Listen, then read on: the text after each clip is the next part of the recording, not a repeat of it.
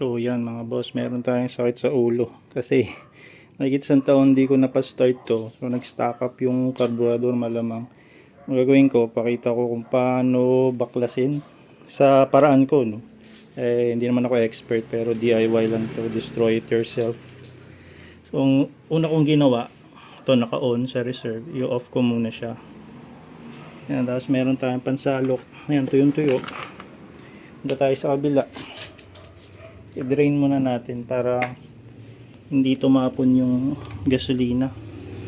So kailangan natin yung flathead dito.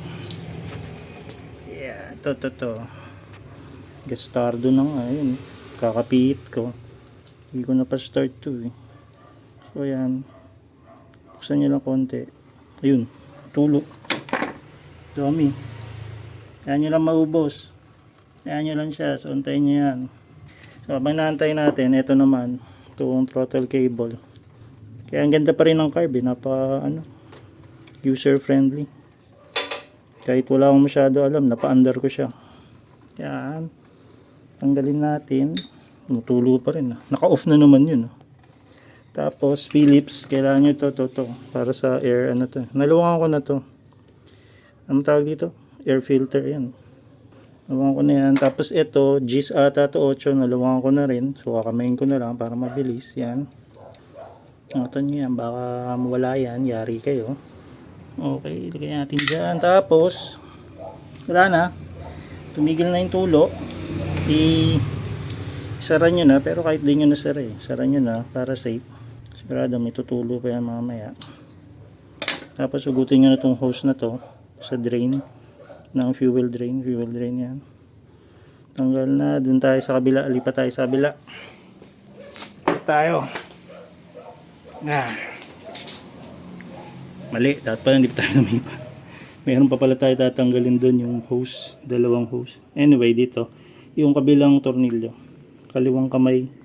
Pantanggal niya pagkanan. Napakahirap. Tapos alagaan nyo baka tumalsik. Patay tayo dyan. Madilim no kasi uulan or umuulan pala maambon. Tsaka nasa tayo, Tagong Garahe. Yan.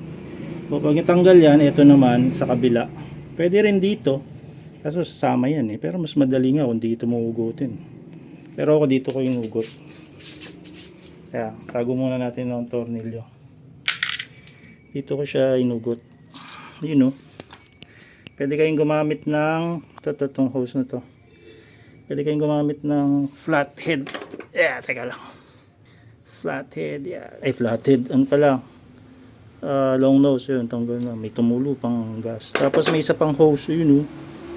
Sa vacuum ata to. Sa kaliwa nyo na lang ukutin. May tumulo pang gas. Pero naka-off na yan. Then, okay na. Pagtanggal na, hilahin nyo lang to. Itong main body. Ingatan nyo yun sa choke. Plastic kasi yan. I-atras nyo papunta rito. Yan. Tapos, since maluwang na to, ito minsan mahirap to. Itong rubber na to. Yan. Yeah. Yun. May tumulo pang may tumulo pang gasolina.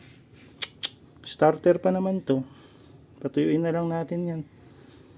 So, ihawi natin to. Baka may tumulo pa. Ihawi natin to dito. Yan. Pero off na to eh. Off na yan. Pag binuksan mo yan, tatagas yan dyan. Diba? Ito yung kanina. Dami rin oh.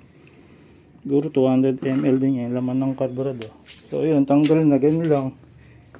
Then pagbalik, ganun lang din. Paatras. Gawin nyo lahat. Pero tuyuin nyo muna yung tumapon. Tutuyuin ko yan na meron akong fan.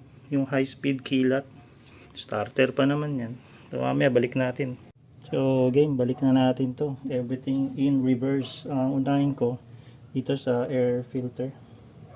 Pasok ko siya. Ito mahirap eh. Antigas eh.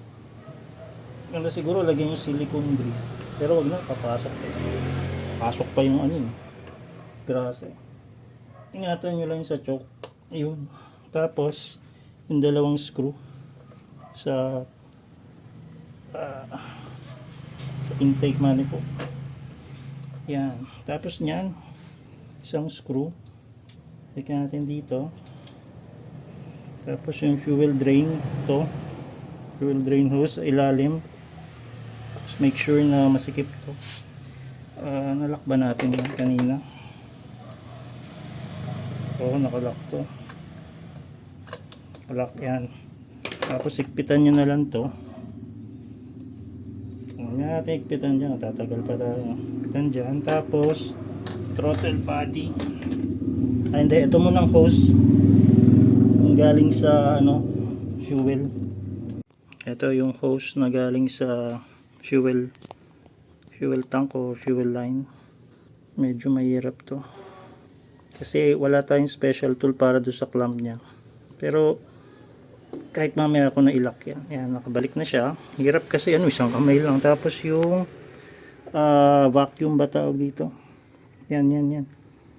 Tatlong hose lang naman kakabit dyan. Yan. Salpa ko siyang ganon sa hangin natin. Yan. So, dalawang hose dyan. Tapos dito. Then, punta na tayo sa kabila. Ito, ikpitan na lang to. Gis ata. 8. Hindi ko pa mahanap yung ganito. Basta ikpitan nyo na lang yan. Goods na kayo dyan. Pero mamaya bago tayo pumunta sa kabila, throttle cable pala. Ito medyo tricky din to. So, tingnan nyo to. Yung guhit na yan, doon nata sa kaliwa yan. Basta isesentro nyo yan.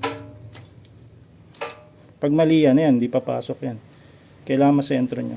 Yun. Pasok na, dandan lang. Tapos dito, yung pagbalik nito, ang pangit ng thread niya, masyadong fine. So, dandanin nyo lang. Pag nabalik na, testing yung throttle. Kung maganda balik. Okay. Then, lipat tayo sa kabila. Ay, tornilyo pala. Ay, grabe, lipat tayo dito. Pangit ang garaya dito. Ito yung FD. So, andun yung easy roll. Andun yung minivan sa kabila. Ano to yung bodega. Nirenta namin. Then, yung bolt. Dito nakakatawa pag gamit ko kanang kamay, napakahirap. So ginagamit ko kaliwa. Pag kaliwa, all good siya. Mahirap pa rin kasi may hawak tayong camera eh. Pero kung wala, madali yan. Yan. So ikpitan nyo na lang din yan.